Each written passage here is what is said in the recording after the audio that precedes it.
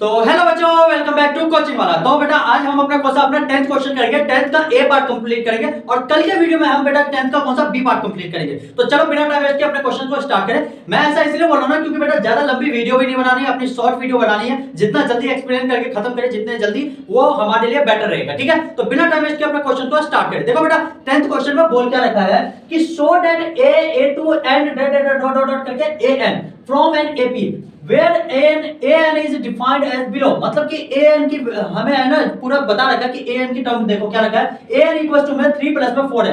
an की term दे रखी है। ठीक है बेटा, हमें क्या बोला रखा है a1 a2 ऐसा करके सीक्वेंस एक ap बन रखी है जिसमें a1 a2 करके डॉट डॉट करके an की टर्म दे रखी है। an की टर्म हमारे पास ये ऑलरेडी एक्सप्लेन करके बता रखा है। ठीक है, आगे क्या लिखा है, also find the sum of the first 15 term in each case. मतलब दो क्वेश्चन है, मैंने कौन सा बोला बेटा, एक a पार्ट है एक b पार्ट है। मतलब a और b दोनों पार्ट में हमें क्या निकालना है कि s15 निकालना है। क्या लिखा है, also find the sum of the first 15 term, मतलब s15 निकालनी है। कौन सी टर्म निकालनी है, s15 निकालनी है। तो भैया देखो s15 निकालने के लिए हमें क्या क्या चाहिए होता है। देखो भैया s15 निकालने के लिए s हमें बोल रखा है 15, तो भैया n/2 ब्रैकेट में 2a प्लस में n-1 इनटू में d, यही करोगे। हां जी भैया यही करेंगे। भैया देखो n की वैल्यू ऑलरेडी बोल रखी है 15, तो मैं n की वैल्यू काटूंगा। लेकिन भैया a की वैल्यू और d की वैल्यू तो दे नहीं रखी है ना भैया, उसके लिए क्या करूंगा भैया, a और d की वैल्यू निकालूंगा। a और d की वैल्यू क्या करनी है, मुझे फाइंड करनी है। अगर a और d की वैल्यू फाइंड आ गई तो इस सीक्वेंस में, इस वाले फार्मूले में हम a और d की वैल्यू को पुट करके अपनी s15 की टर्म क्या करेंगे, फाइंड कर लेंगे। ठीक है बेटा,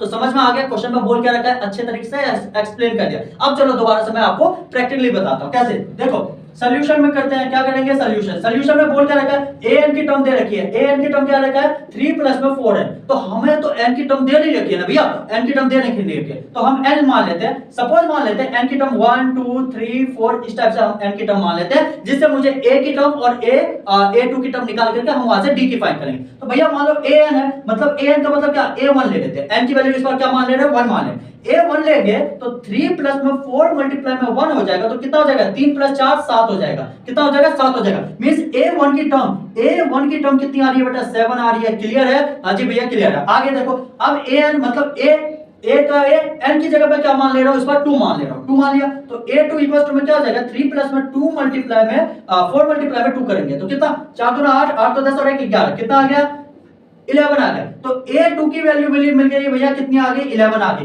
a की वैल्यू मिल गई, a2 की वैल्यू मिल गई। अब हमें क्या फाइंड करनी है अपनी बेटा, d फाइंड करनी है। तो d कैसे फाइंड करते हैं भैया, d फाइंड करने के लिए a2 में से a1 को माइनस कर दो, अपनी आंसर आ जाएगी भैया। तो a2 में से a1 को माइनस करूंगा तो कितना आएगा, अगर 11 में से आप 7 को माइनस करोगे तो कितना बचेगा बेटा, 4 बच जाएगा। कितना बचेगा, 4। तो भैया देखो सब कुछ खत्म हो गया ना भैया, अपनी a1 की भी टर्म आ गई, अपनी a2 की भी टर्म मिल गई और d की भी टर्म मिल गई। हमें क्या चाहिए था भैया, a और d की वैल्यू चाहिए थी ना। हां जी भैया a की वैल्यू 7 है, d की वैल्यू 4 है, तो पुट कर दो भैया।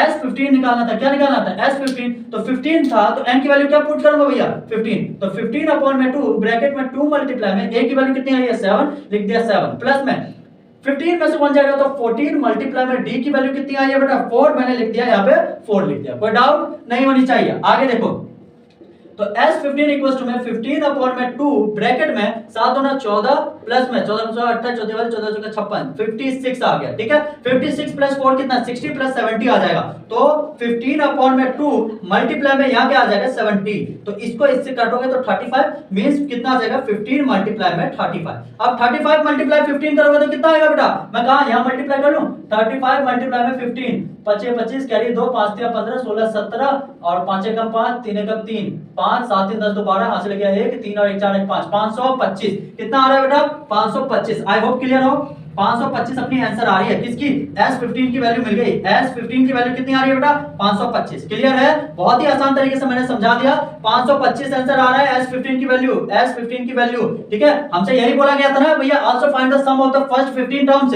कौन सी s15 की वैल्यू निकाली थी, फर्स्ट सम ऑफ 15 टर्म्स की कितनी आई है 525। मैंने बहुत ही आसान तरीके से और अच्छे तरीके से आपको एक्सप्लेन कर दिया। अगर फिर भी किसी बच्चे को डाउट हो या कुछ भी समझ में ना आया हो तो कमेंट सेक्शन में या पर्सनली मैसेज करके पूछ लेना बेटा। ठीक है, डरने वाली कोई बात नहीं है। अगर जिस बच्चे को ऑफलाइन सेट पढ़ना हो तो डिस्क्रिप्शन में एड्रेस दे दूंगा, वहां पे आकर के विजिट करके पढ़ सकते हो। बाकी अदर चैनल पे जाकर के फॉलो करो, अपने दोस्तों में वीडियो को शेयर करो। भाई आप वीडियो को वॉच नहीं करते हो, दोस्तों में शेयर नहीं करते हो, रिक्वेस्ट कर रहा हूं भाई प्लीज वीडियो को शेयर किया करो ताकि आपके अदर दोस्त, बाकी और भी दूसरे भी दोस्त पढ़ सके इस वीडियो के जरिए। ठीक है, तो बाकी मिलते हैं नेक्स्ट वीडियो में। चलो thank you so much, bye bye.